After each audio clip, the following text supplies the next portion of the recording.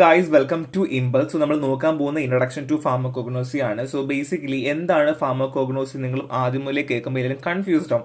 കാര്യം ഫാർമ എന്താണ്, കോഗ്നോസി എന്താണ്. സോ ഫാർമ മീൻസ് ഡ്രഗ് എന്നും cognosy means to acquire knowledge of എന്നുമാണ്. സോ നമ്മൾ കഴിക്കുന്ന ഡ്രഗ്സുകളിൽ ഒരു ഒട്ടുമുക്കാൽ ഡ്രഗ്സുകളും മേ ബി ഒരു നാച്ചുറൽ സോഴ്സ് ആയിരിക്കും. That means from mineral, from animal, from plant. അപ്പോൾ എങ്ങനെ വേണമെങ്കിലും ആകാം എന്നുള്ളതാണ് കേട്ടോ. സോ അതിൽ ഒട്ടുമുക്കാൽ എന്ന് പറഞ്ഞാൽ സിന്തറ്റിക് ഫോമും ഉണ്ട് കേട്ടോ, ഇല്ലെന്നല്ല. സോ ബേസിക്കലി എന്നാലും ഏറെക്കുറെ ഡ്രഗ്സുകൾ നമ്മൾ ഒരു പ്ലാന്റ് സോഴ്സ് അല്ലെങ്കിൽ ഒരു നാച്ചുറൽ സോഴ്സിനാണ് നമ്മൾ കഴിക്കുക. അപ്പോൾ ഇതിൻ്റെ ഹിസ്റ്ററി എങ്ങനെ, ഇതിൻ്റെ കൾട്ടിവേഷൻ എങ്ങനെ, ഇതിൻ്റെ കളക്ഷൻ എങ്ങനെ, അതിന് പ്രോട്ടോകോൾ എന്തെങ്കിലും ഉണ്ടോ, പ്രിസർവേഷൻ മെത്തേഡ് എങ്ങനെയുണ്ട് എന്നുള്ള കാര്യങ്ങളൊക്കെ കൂടുതലായിട്ട് പഠിക്കുന്ന കാര്യങ്ങളാണ് ഫാർമക്കോഗ്നോസി പറഞ്ഞാൽ. So basically German scientist C.S. ഹിറ്റ്ലറാണ് ആദ്യമായിട്ട് ഒരു ടേം കോയിൻ ചെയ്യുന്നത്. സോ അതിൻ്റെ ഒന്നും ആവശ്യമില്ല, നിങ്ങൾക്ക് അതൊന്നും ഒരു എക്സാമിന് ചോദിക്കില്ല. പക്ഷേ ഹിസ്റ്ററി എന്ന് പറഞ്ഞൊരു പോർഷൻ ഉള്ളത് കൊണ്ട് വേണമെങ്കിൽ ഭാവിയിൽ ചോദിച്ചുകൂടായികയില്ല. ആ സമയം നിങ്ങൾക്ക് ജസ്റ്റ് എഴുതാം എന്താണ് ഫാർമക്കോഗ്നോസി എന്ന് പറയുന്നതിൻ്റെ ഈ ഒരു ഇൻട്രൊഡക്ഷൻ എഴുതാം എന്നുള്ളത് മാത്രമേ ഉള്ളൂ. സോ നമ്മൾ നോക്കാൻ പോകുന്ന ഹിസ്റ്ററി ഓഫ് ഫാർമക്കോഗ്നോസി ആണ്. സോ ഏൻഷ്യൻ സിവിലൈസേഷൻ, നമ്മളെ പണ്ടത്തെ പ്രാചീനമായിട്ടുള്ള ആ സമയങ്ങളിൽ ആൾക്കാർ പ്ലാന്റിൻ്റെ പ്രൊഡക്ട്സുകളും ആനിമലിൻ്റെ പ്രൊഡക്ട്സുകളും ഒക്കെ വേദന കുറയ്ക്കാൻ വേണ്ടിയിട്ട് അല്ലെങ്കിൽ ഏതെങ്കിലും അസുഖം വന്നാൽ അത് കുറയ്ക്കാൻ വേണ്ടിയിട്ടൊക്കെ ഉപയോഗിച്ചുകൊണ്ടിരുന്നു. പിന്നെ നോളജ് ട്രാൻസ്ഫർ, പിന്നെ അറിയാമല്ലോ, ഒരാൾക്ക് ഒരു കാര്യത്തിനെ പറ്റി അറിയാമെങ്കിൽ അതിങ്ങനെ ട്രാൻസ്ഫർ ചെയ്ത് കൊടുത്തുകൊണ്ടിരിക്കും അല്ലേ. ഇപ്പം എനിക്കറിയുന്ന വിവരം ഞാൻ നിങ്ങൾക്ക് പറഞ്ഞു തരുന്നു, നിങ്ങൾക്ക് അറിയുന്ന വിവരം നിങ്ങളുടെ കൂട്ടുകാർക്ക് പറഞ്ഞു കൊടുക്കുന്നു. അതേപോലെ ഈ നോളജ് ഇങ്ങനെ ട്രാൻസ്ഫർ ചെയ്തുകൊണ്ടേയിരുന്നു. പിന്നെ റിട്ടൺ റെക്കോർഡ്സ്, പിന്നെ അതിനുശേഷം നമ്മളെ ഗുഹകളിലൊക്കെ വരയ്ക്കാനും അല്ലെങ്കിൽ ചുമരിലൊക്കെ ചുമരെഴുത്ത് എന്നൊരു സംഭവം വന്നു. അതിനുശേഷം പിന്നെ അത് പേപ്പർ പേന എന്നുള്ള രീതിയിലേക്ക് മാറി. ഇതാണ് പ്രിമിറ്റീവ് എറ എന്ന് നമ്മൾ വിശ്വസിക്കുന്നത്. ഏൻഷ്യൻ സിവിലൈസേഷൻ മുതലേ നമ്മൾ പ്ലാന്റ് പ്രൊഡക്ട്സുകളും ആനിമൽ പ്രൊഡക്ട്സും ഉപയോഗിച്ചിരുന്നു. അതിൻ്റെ ഒരു ഹിസ്റ്ററി ആയിട്ടാണ് നമ്മൾ ഇവിടുന്ന് സ്റ്റാർട്ട് ചെയ്യുന്നത് കേട്ടോ. So next one is pre Christian എറ എന്ന് പറയുന്നു. സോ ചൈനീസ് മെഡിസിൻ ആണ് ഏറ്റവും ഓൾഡർ സിസ്റ്റം ഓഫ് എറ എന്നാണ് നമ്മൾ ഇപ്പോഴും വിശ്വസിക്കുന്നത്. കാര്യം അവരുടെ കയ്യിൽ ഒരുപാട് ഹെർബൽ ഡ്രഗ്സിൻ്റെ ഒക്കെ റെമഡീസുകൾ അവരുടെ ഉണ്ട് എന്ന് പറഞ്ഞിരുന്നു. അതിനുശേഷം ആയുർവേദം, നമ്മുടെ ഇന്ത്യൻ മെഡിസിൻ സിസ്റ്റത്തിൻ്റെ ഏറ്റവും വലിയൊരു എന്താ പറയുക, ഒരു സിഗ്നിഫിക്കൻ്റ് ഒരു സിസ്റ്റമാണ് ആയുർവേദ എന്ന് പറയുന്നത്. സോ ചരക സംഹിത, സുശ്രുത സംഹിത എന്നൊക്കെ പറഞ്ഞ 2 കീ ടെക്സ്റ്റുകൾ ഉണ്ടായിരുന്നു. സോ അതായിരുന്നു എൻ്റെ ഒരു ബേസിക് നോളജ് എന്ന് പറയാം. So next one is Egyptian medicine ആണ്. സോ ഈജിപ്തിൻ ഏകദേശം 700 മെഡിസിൻ പ്ലാന്റ്സും അതിൻ്റെ യൂസുകളും ഡിസ്ക്രൈബ് ചെയ്യുന്ന പപ്യൂസ് എബേറൻസ് എന്ന് പറയുന്ന ഒരു ഡിസ്ക്രൈബ് ചെയ്യുന്ന ഒരു ബുക്ക് തന്നെ അവരുടെ ഉണ്ടായിരുന്നു കേട്ടോ. സോ പപ്യൂസ് എബേഴ്സ് എന്ന് പറഞ്ഞിട്ട് 700 മെഡിസിൻ പ്ലാന്റും അതിൻ്റെ ഉപയോഗങ്ങളും കാര്യങ്ങളും എല്ലാം ഉണ്ടായിരുന്നു. ആൻഡ് നെക്സ്റ്റ് വൺ ഈസ് ഗ്രീക്കിൻ്റെ കോൺട്രിബ്യൂഷൻസ് ഉണ്ട് കേട്ടോ. തിയോഫ്രാറ്റസ് ആണെങ്കിൽ പുള്ളിക്കാരൻ പ്ലാൻ കിങ്ഡത്തിൻ്റെ ആ ഒരു കാര്യങ്ങളും അല്ലെങ്കിൽ ആ പ്ലാൻ കിങ്ഡത്തിൻ്റെ വർക്കുകളും കാര്യങ്ങളും കുറച്ച് കാര്യങ്ങളും കൂടെ കൊണ്ടുവന്നിരുന്നു എന്നുള്ളതാണ്. സോ ഇത്രയുമാണ് ബേസിക്കലി കുറച്ച് കാര്യങ്ങൾ പറയുന്നത്. സോ ഇത് റെഫറൻസ് ടെക്സ്റ്റ് ബുക്കിൽ ഒരുപാട് വേർഷങ്ങളും അല്ലെങ്കിൽ ഒരുപാട് കാര്യങ്ങൾ ഇൻകോർപ്പറേറ്റ് ചെയ്ത് പറയുന്നുണ്ട്. സോ നിങ്ങൾക്കത് വേണമെന്നുണ്ടെങ്കിൽ വായിച്ചു വെക്കുക. സോ ഇത് ഇത്ര എഴുതിയാലും മതി കേട്ടോ, ഇത് തന്നെ കുറച്ച് നമുക്ക് ഹിസ്റ്ററി ആവുന്നുണ്ട്. സോ ഇനി എറ ആഫ്റ്റർ ക്രൈസ്റ്റ് ആണ്. സോ 78 AD നമ്മൾ പറയുന്നത് കേട്ടോ.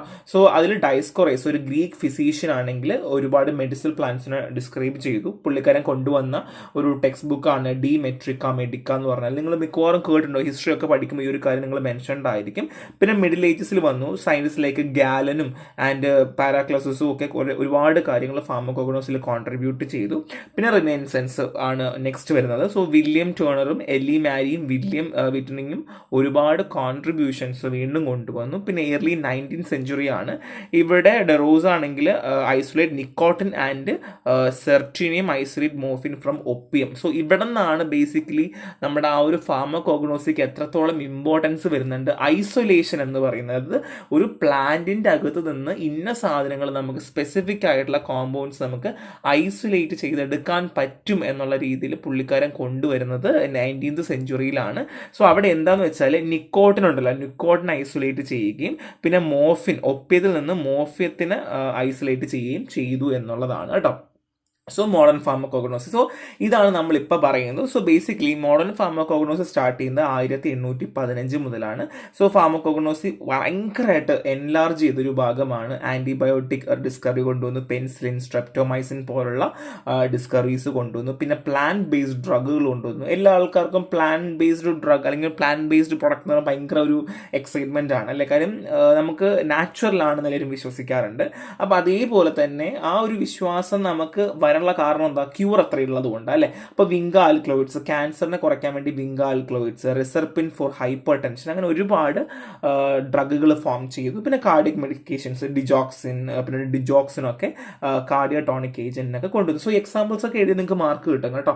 So next scope of pharmacognosy ആണ് പ്ലാന്റ് സയൻസ്. സോ ബേസിക്കലി പ്ലാന്റ്സിന്റെ taxonomy, breeding, pathology, genetic development, അങ്ങനെയുള്ള ഒരുപാട് കാര്യങ്ങൾ ഈ ഫാർമക്കോഗ്നോസിയിൽ സ്കോപ്പിൽ കൊണ്ടുവന്നിരുന്നു. പിന്നെ ഡ്രഗ് ഡിസ്കവറി ആണ്, ഒരുപാട് ന്യൂ പ്രൊഡക്ട്സുകൾ ഞാൻ പറഞ്ഞതുപോലെ ഡിസ്കവർ ചെയ്തു.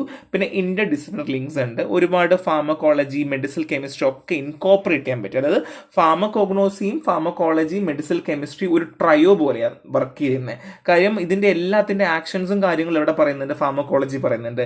ഇതിന്റെ എല്ലാത്തിന്റെയും കെമിക്കൽ സ്ട്രക്ചറും ബാക്കിയുള്ള കാര്യങ്ങൾ മെഡിസിൻ കെമിസ്ട്രി പറയുന്നുണ്ട്.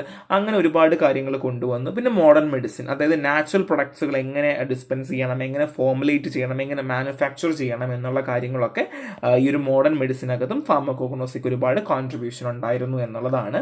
ഇനി നമ്മൾ സോഴ്സ് ഓഫ് ഡ്രഗ്, ബേസിക്കലി പ്ലാന്റിന്റെ സോഴ്സ് ഓഫ് ഡ്രഗ് പറയാൻ പോവുകയാണ്. സോ ഓൾഡസ്റ്റ് സോഴ്സ് നമ്മൾ എപ്പോഴും എങ്ങനെ പറയാന്ന് വെച്ചാൽ plants are the oldest source of drug which most ancient medication derive from them. So പണ്ട് കാലങ്ങളിൽ ഓൾഡസ്റ്റ് സോഴ്സ് എന്ന് പറയുന്നത്, അല്ലെങ്കിൽ പണ്ടേ മുതൽ നമ്മൾ ഉപയോഗിച്ച് വരുന്ന ഒരു ഡ്രഗ് ഓഫ് സോഴ്സ് എന്ന് പറഞ്ഞാൽ പ്ലാന്റ് ആണ്. കാര്യം നമുക്ക് ഈസിലി അവൈലബിൾ ആണ്, നാച്ചുറൽ അവൈലബിൾ ആണ്. അപ്പം നമുക്കറിയാം, നമ്മൾ കുഞ്ഞായിട്ടൊക്കെ ഇരിക്കും, മുറിവൊക്കെ വന്നു കഴിഞ്ഞാൽ തുളസിയിലൊക്കെ ഞെരടി വെക്കാറില്ല. അതെന്തുകൊണ്ടാണ് വെക്കുന്നത്? കാര്യം നമ്മുടെ കയ്യിൽ മുറിവ് പോകുന്നൊക്കെ ഒരു വിശ്വാസമുണ്ട്. അതൊക്കെ ഒരു റെമഡി പോലെയാണ് ഉദ്ദേശിക്കുന്നത് അല്ലേ. സോ പിന്നെയാണ് പ്ലാന്റ് പാർട്ടുകൾ ഉപയോഗിക്കാൻ തുടങ്ങി. അതായത് ലീവ്സ് ആയിക്കോട്ടെ, സ്റ്റെം ആയിക്കോട്ടെ, ബാർക്ക് ആയിക്കോട്ടെ, ഫ്രൂട്ട് ആയിക്കോട്ടെ, റൂട്ട് ആയിക്കോട്ടെ, അങ്ങനെ പല തരത്തിലുള്ള പാർട്സുകളും കൂടെ എന്ത് ചെയ്യാൻ തുടങ്ങി, ഉപയോഗിക്കാൻ തുടങ്ങി. അങ്ങനെയാണ് പ്ലാന്റ്സിന് അങ്ങനെ ഉപയോഗം ഉണ്ടെന്ന് മനസ്സിലായി. അതിനുശേഷമാണ് ലീവ്സ് നമ്മൾ ഉപയോഗിക്കണം. Leaves of digitalis purpurea at the source of digoxin and digoxin. So കാർഡിയോഗ്ലൈക്കോസൈറ്റ്സിന് വേണ്ടിയിട്ട് നമ്മൾ ഡിജിറ്റാലിസ് പർപ്യൂറ എന്ന് പറയുന്ന സയന്റിഫിക് നെയിമുള്ള ഒരു ചെടീനെ പറ്റി പറയുവാണ്. അതിൻ്റെ നമ്മൾ ലീഫ് ഉപയോഗിച്ചു എന്നുള്ളതിനൊരു എക്സാമ്പിൾ പറയുന്നതാണ് കേട്ടോ. സോ ഇങ്ങനെയാണ് നമ്മൾ എന്ത് ചെയ്യുന്നത്, ഒരുപാട് സോഴ്സ് ഓഫ് ഡ്രഗ്സുകൾ നമ്മൾ കണ്ടുപിടിച്ച് വന്നത്. ഇനി source of drug from animal നമ്മൾ ഉണ്ടാക്കുന്നുണ്ട് കേട്ടോ. പാങ്ക്രിയസ്, ബേസിക്കലി പാങ്ക്രിയസിൽ നിന്നുണ്ടാക്കുന്ന ഇൻസുലിൻ ഉപയോഗിക്കുന്നുണ്ട് അല്ലേ, ഡയബറ്റീസിന് വേണ്ടിയിട്ട്. ഇനി ഷീപ്പിന് തൈറോയ്ഡ്, എന്തിനാ, തൈറോക്സിൻ്റെ ഒരു സോഴ്സാണ്. നമ്മൾ അത് മാത്രമല്ല ഹൈപ്പർ ടെൻഷൻ ഉപയോഗിക്കാറുണ്ട്. സോ തൈറോക്സിൻ അറിയാലോ, നമ്മൾ തൈറോയിഡിന് വേണ്ടി യൂസ് ചെയ്യുന്നതാണ്, ആൻറ്റി തൈറോയിഡിന് വേണ്ടി ഉപയോഗിക്കുന്നതാണ്. പിന്നെ കോട്ട് ലിവർ, വൈറ്റമിൻ എക്കും ഡിക്കും വേണ്ടിയിട്ടുള്ള ഒരു ഗുഡ് സോഴ്സ് ഓഫ് ഓയിലാണ് കോട്ട് ലിവർ ഓയിൽ. നിങ്ങൾ കേട്ടിട്ടുണ്ടാവും, ഷാർക്കിൽ നിന്ന് ഒപ്റ്റൈൻ ചെയ്യുന്നതാണ്. പിന്നെ ആനിമൽ ബ്ലഡ്, സോ വാക്സിൻസ് ഒക്കെ ഉണ്ടാക്കാൻ വേണ്ടിയിട്ട്, സെറാസ് ഉണ്ടാക്കാൻ വേണ്ടിയിട്ടും ആനിമൽ ബ്ലഡ് നമ്മളൊരു കോമൺ സോഴ്സ് ആയിട്ട് യൂസ് ചെയ്യാറുണ്ട് എന്നുള്ളതാണ്. ഇനി പ്ലാന്റ് ടിഷ്യൂ കൾച്ചറാണ്. നിങ്ങൾ ഓൾറെഡി പഠിക്കും കേട്ടോ, പ്ലാന്റ് ടിഷ്യൂ കൾച്ചർ എനിക്ക് തോന്നുന്നു യൂണിറ്റ് 3 നിങ്ങൾ നന്നായിട്ട് പഠിക്കും. So in vitro cultivation of plant cells or tissue under aseptic and controlled environment condition. അതായത് ഇപ്പം നമുക്ക് വേരില്ല, അല്ലെങ്കിൽ തണ്ടില്ല, അല്ലെങ്കിൽ ചെറിയൊരു ഷൂട്ട് മാത്രമേ ഉള്ളൂ, നമുക്കത് വേണമെങ്കിൽ കൾച്ചർ ചെയ്തുകൊണ്ട് ആ ഒരൊറ്റ ടിഷ്യൂ, ഒരു സെല്ല് വെച്ച് കൾട്ടിവേറ്റ് ചെയ്ത് നമുക്ക് ഒരുപാട് ചെടികൾ ഉണ്ടാക്കിയെടുക്കാൻ പറ്റും. അത് ഉണ്ടാക്കിയെടുക്കുന്നതിന് ഒരു സ്പെസിഫിക് കണ്ടീഷൻ വേണം, എന്താ മൈക്രോബ് ഫ്രീ ആയിട്ടുള്ള കണ്ടീഷൻ വേണം. അതിനെയാണ് നമ്മൾ എന്താ പറയുക, പ്ലാന്റ് ടിഷ്യൂ കൾച്ചർ എന്ന് പറയുക.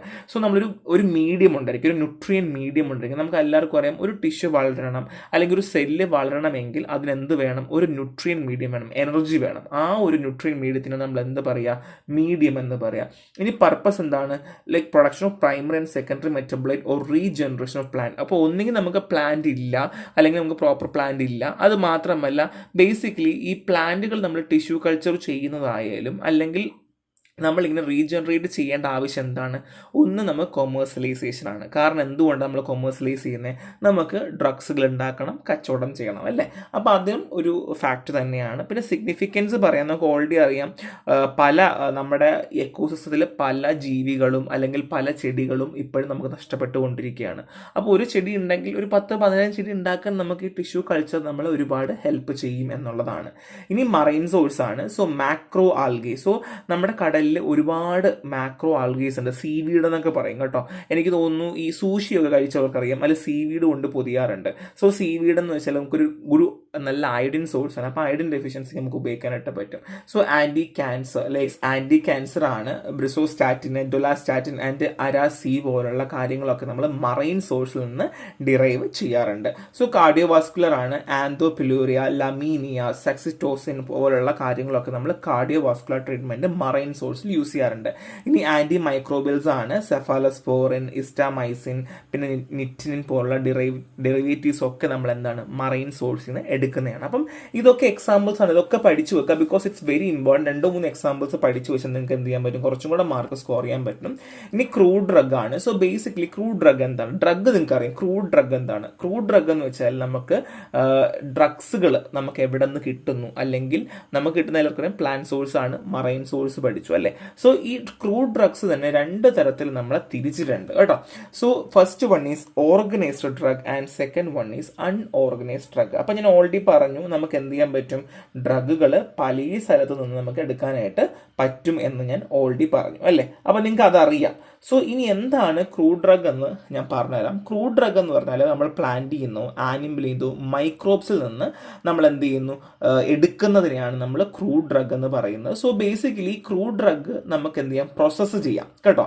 നമുക്ക് ലൈക്ക് കളക്ഷൻ, ഡ്രൈയിങ് ഒക്കെ ചെയ്യുന്നതിനെയാണ് നമ്മൾ ക്രൂഡ് ഡ്രഗ് പറയും. ഇപ്പം നമുക്കൊരു മരത്തിലൊരു മരുന്ന് നിൽക്കുക, അതൊന്നും ചെയ്തിട്ടില്ല, നമ്മളതിനെ കളക്ട് ചെയ്ത് ഒരു പാക്കറ്റിനകത്തിട്ടാൽ അത് ക്രൂഡ് ഡ്രഗായി. ഇനി അതിൽ തന്നെ ഓർഗനൈസ്ഡും ഉണ്ട്, അൺഓർഗനൈസ്ഡും ഉണ്ട്.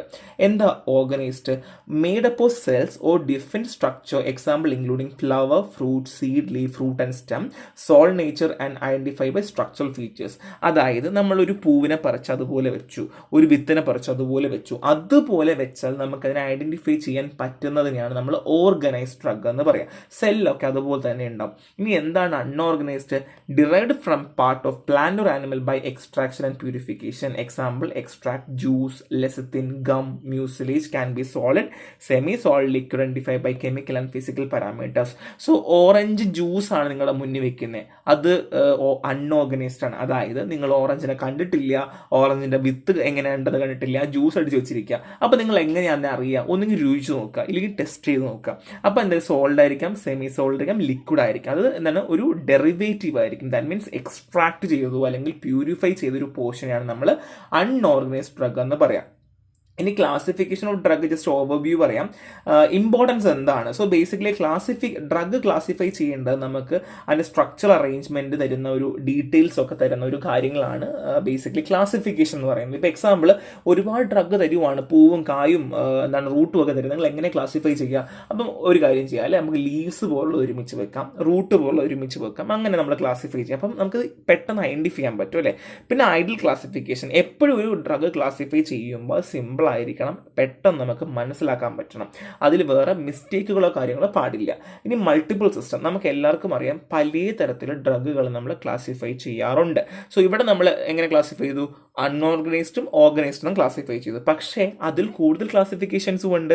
പേർപ്പസ് എന്തിനാ? നമുക്ക് തിരിച്ചറിയുക അല്ലെങ്കിൽ ഐഡന്റിഫൈ ചെയ്യുക എന്നുള്ളതാണ് ബേസിക്കലി ക്ലാസിഫിക്കേഷൻ കൊണ്ട് നമ്മൾ ഉദ്ദേശിക്കുന്നത്. So the first one is alphabetical classification. ഇവിടെ എന്താ ചെയ്യുന്നത്? ആൽഫബറ്റ് അനുസരിച്ച് നമ്മൾ ക്ലാസിഫൈ ചെയ്യുന്നു. ഇപ്പൊ എക്സാമ്പിൾ ഓറഞ്ച്, ഓയിൽ വരുന്ന എല്ലാം ഓറഞ്ച് നമ്മൾ എഴുതാം. അല്ലെങ്കിൽ നമുക്കിപ്പോൾ എയിലാണെങ്കിൽ അമല, ആപ്പിൾ, അങ്ങനെയുള്ള ഫ്രൂട്ട്സുകൾ നമുക്ക് ഒരുമിച്ച് എഴുതാം അല്ലേ. അപ്പം മെറിറ്റ്സ് എന്തൊക്കെയാണ്? നമുക്ക് easy and quick to use, നമുക്ക് പെട്ടെന്ന് ഉപയോഗിക്കാൻ പറ്റും അല്ലേ. മാത്രമല്ല നമുക്ക് ഒരിക്കൽ നമ്മൾ ആൽഫബറ്റിക്കലി ക്ലാസിഫൈ ചെയ്താൽ നോ റിപ്പീറ്റേഷൻ ഓഫ് എൻട്രീസ് അല്ലെ, വീണ്ടും റിപ്പീറ്റ് ചെയ്യില്ല. പിന്നെ നമുക്ക് പെട്ടെന്ന് ഐഡന്റിഫൈ ചെയ്യാൻ പറ്റും, എവിടെയെങ്കിലും വെച്ച് കഴിഞ്ഞാൽ നമുക്ക് പെട്ടെന്ന് പോയി എടുക്കാനും എല്ലാത്തിനും പറ്റും അല്ലേ. And simple addition of new entry, പുതിയ എൻട്രീസ് നമുക്ക് ആഡ് ചെയ്യാം, കാര്യം ആൽഫബറ്റിക് അല്ലേ. പക്ഷെ ഡീമർട്ട് ഉണ്ട്, നോ റിലേഷൻഷിപ്പ് ബിറ്റ്വീൻ എൻട്രീസ്. അതായത് ഇപ്പൊ ഞാൻ ഓൾറെഡി പറഞ്ഞു ആപ്പിൾ ആൻഡ് അംല, ഇത് തമ്മിൽ എന്തെങ്കിലും ബന്ധമുണ്ടോ? ആപ്പിൾ ഒരു ഫ്രൂട്ടാണ്, അമലയാണെങ്കിലോ ഓക്കെ ഇറ്റ്സ് എ ഫ്രൂട്ട്, പക്ഷേ നമ്മൾ നോർമലി കഴിക്കുന്നത് പോലെ കഴിയും, നമുക്ക് അച്ചറിടാം അല്ലെങ്കിൽ വെറുതെ നമുക്ക് ഉപ്പിൽ മുക്കി കഴിക്കാം അല്ലെ, അപ്പം എങ്ങനെ വേണമെങ്കിലും ചെയ്യാം അല്ലേ. അതുപോലെയാണ് ആൽഫബറ്റിക് ക്ലാസിഫിക്കേഷൻ്റെ ഡീമർട്ട്, ഇത് തമ്മിൽ ഒരു ബന്ധം ഉണ്ടാകില്ല എന്നുള്ളതാണ് കേട്ടോ. So next one is taxonomical classification ആണ്. സോ ഇവിടെ നമ്മൾ കിങ്ഡം, ഫാമിലി, ജനസസ്, സ്പീഷീസ് ഒക്കെ ഇല്ലേ. അതായത് കിങ്ഡം ആണെങ്കിൽ നമ്മൾ ഫുള്ളി ക്ലാസിഫൈ ചെയ്യും, ഫാമിലി ആണെങ്കിൽ ജെൻഡർ വെച്ചിട്ട് നമ്മൾ +2 പഠിച്ച കാര്യമാണ് ടാക്സോണമി വെച്ചിട്ട് നമ്മൾ ക്ലാസിഫൈ ചെയ്യും എന്നുള്ളതാണ്. ഇതിൻ്റെ ഒരു ഫർദർ എക്സ്പ്ലനേഷൻ ഞാൻ റെഫറൻസിൽ കൊടുത്തിട്ടുണ്ടെങ്കിൽ അതും കൂടെ ഒന്ന് വായിച്ച് നമുക്ക് ഏകദേശം ഒരു ഐഡിയ കിട്ടും കേട്ടോ. സോ നെക്സ്റ്റ് മെറിറ്റും ഡിമെറിറ്റ് ഓഫ് ടാക്സോണമൽ ക്ലാസിഫിക്കേഷൻ ആണ്. സോ മെറിറ്റ് പറയുവാണെങ്കിൽ taxonomical classification is helpful for studying evolutionary department. അതായത് എങ്ങനെയാണ് വന്നത്, അതിന്റെ തുടക്കം എങ്ങനെയാണ് എന്നുള്ള കാര്യങ്ങൾ മനസ്സിലാക്കാൻ പറ്റും. ഒരു സ്ട്രക്ചേർഡ് അപ്രോച്ച് ആയിരിക്കും. അതുകൊണ്ട് തന്നെ അതിന്റെ റിലേഷൻഷിപ്പ് നമുക്ക് അറിയാൻ പറ്റും. ഇപ്പൊ എക്സാമ്പിൾ സ്പീഷീസ് ആണെങ്കിലും അതിന്റെ പേർപ്പസ് ആണെങ്കിലും നമുക്ക് അറിയാൻ പറ്റും. പക്ഷെ ഡിമെറിറ്റ് കേട്ടോ, ഈ സിസ്റ്റത്തിന് കെമിക്കൽ കോൺസ്റ്റിറ്റ്യുവൻസോ ബയോളജിക്കൽ ആക്ടിവിറ്റിയുമായി ഒരു ബന്ധം ഉണ്ടാവില്ല. അതിന്റെ കെമിക്കൽ കോൺസ്റ്റിറ്റ്യൂന്റ് സെയിം ആണോ? അല്ല. പക്ഷേ കാരണം ഇപ്പൊ എക്സാമ്പിൾ പറയുവാണെങ്കിൽ കുഞ്ഞു ചെടിയിൽ നിന്ന് വലിയ ചെടി ഉണ്ടായി, അതിൽ നിന്ന് മരം ഉണ്ടായി എന്ന് പറയുന്നു അല്ലെ. പക്ഷെ ഇത് മൂന്നാണ്. ചെടിയെല്ലാം ഒന്നാണ്, പക്ഷെ ഇത് മൂന്നാണ്. അതായത് നമ്മൾ പണ്ട് പറയില്ലേ, എന്താണ്, വഴി കൂടെ നടന്ന പാമ്പിനാണ് പിന്നെ മുതലായി വന്നത് അല്ലെങ്കിൽ ചീങ്കണ്ണിയായി വന്നതെന്നൊക്കെ പറഞ്ഞു കേട്ടില്ലേ. അതേപോലെ ഇവല്യൂഷൻ ആണ് നമ്മൾ ഉദ്ദേശിക്കുന്നത് കേട്ടോ. സോ ഡിമെറിറ്റ് ആണ് പ്രശ്നം. മേ ബി കോൺസ്റ്റിറ്റ്യൂൻസ് സെയിം ആയിരിക്കില്ല. മനുഷ്യനിൽ നിന്ന് അല്ല, കുരങ്ങിൽ നിന്ന് മനുഷ്യൻ വന്നു എന്ന് പറയുന്ന പോലെ കേട്ടോ. സോ ബയോളജിക്കൽ ആക്ടിവിറ്റി വ്യത്യാസം ഉണ്ടായിരിക്കും. അപ്പൊ എല്ലാ സമയത്തും മെഡിസിനൽ പ്രോപ്പർട്ടി റിഫ്ലക്ട് ചെയ്യണം എന്നില്ല. ഡിഫറെന്റ് ആക്റ്റീവ് കമ്പോണൻസ് അതിലുണ്ടായിരിക്കാം എന്നുള്ളതാണ്. ഇതാണ് ടാക്സോണമൽ ക്ലാസിഫിക്കേഷൻ ഡിമെറിറ്റ്. സോ നമുക്ക് ഫാർമക്കോളജിക്കൽ പഠിക്കാനുണ്ട്. നമുക്ക് നെക്സ്റ്റ് പാർട്ട് 2 നോക്കാം. സോ ഒരു സിമ്പിൾ ആണ്. ഫസ്റ്റ് ഓഫ് ഓൾ നമ്മൾ ഹിസ്റ്ററി പറഞ്ഞു അല്ലെ. ഹിസ്റ്ററിക്കകത്ത് നമ്മൾ ഒരുപാട് കാര്യങ്ങൾ പറഞ്ഞു ആൻഡ് മോഡേൺ ഫാർമക്കോഗ്നോസി വരെ പറഞ്ഞു. ദാറ്റ് മീൻസ് അതാണ് നമ്മൾ എന്ത് ചെയ്യുന്നത്, ബേസിക്കലി ഫാർമക്കോഗ്നോസി എന്താണെന്ന് പറയുന്നത്. പിന്നെ നമ്മൾ പറഞ്ഞത് ക്രൂഡ് ഡ്രഗ്സിനെ പറ്റി പറഞ്ഞു, ഓർഗനൈസ്ഡ് ആൻഡ് അൺഓർഗനൈസ്ഡ് പറഞ്ഞു. അവിടെ മുതൽ നമ്മൾ എന്ത് ചെയ്യുന്നു, ക്ലാസിഫിക്കേഷൻ ഓഫ് ഡ്രഗ് പറയാം. സോ ടാക്സോണമിക്കൽ പറഞ്ഞു അല്ലെ. സോ ടാക്സോണമിക്കൽ നിങ്ങൾ ഓൾറെഡി പഠിച്ചു ആൻഡ് ആൽഫബറ്റിക്കൽ പഠിച്ചു. രണ്ടേ ടൈപ്പ് ക്ലാസിഫിക്കേഷൻ പഠിച്ചുള്ളൂ. So please do read the reference text book. It's more important ആണ്. സോ ഇത്രയേ ഉള്ളൂ. നെക്സ്റ്റ് കാണാം. Thank U.